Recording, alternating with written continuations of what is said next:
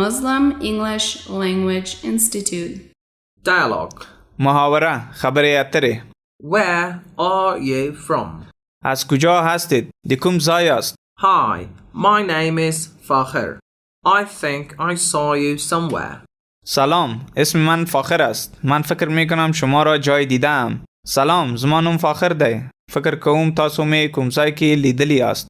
Hi, my name is Harun. سلام، اسم من هارون است. سلام، زمانم هارون ده.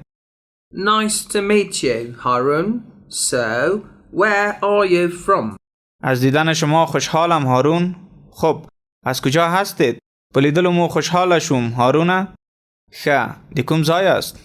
Well, originally I'm from Afghanistan. And you?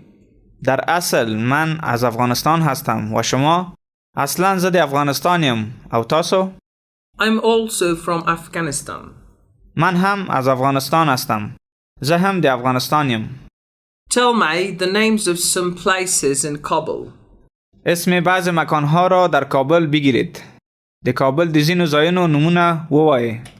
There are many places in Kabul like Shahrnau and Wazir Akbar Khan. مکانهای زیادی در کابل هست. از جمله شهرنو و وزیر اکبر خان. په کابل کې ډیر ځایونه دي لکه شهرنو او وزیر اکبر خان. That's nice. What do you do now? خیلی خوب. در حال حاضر چی کار میکنید؟ ډیر ښه. اوس څه کار کوئ؟ I'm a student at Melli.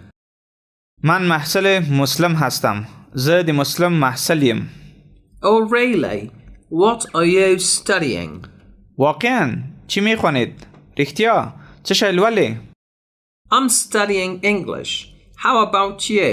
What do you do? من انگلیسی میخوانم. شما چطور؟ چی کار میکنید؟ زه انگلیسی لولم. تاسو څنګه؟ څه کار کوئ؟ I'm working as a teacher at Melli, Herat branch. من به عنوان استاد در نمایندگی هرات مسلم کار میکنم. زه د مسلم د هرات په نمایندګۍ کې د ښوونکي په توګه دنده ترسره کوم. Really? My brother works there too. جدی برادر من هم آنجا کار میکند. جدی زما ورور هم هلته کار کوي.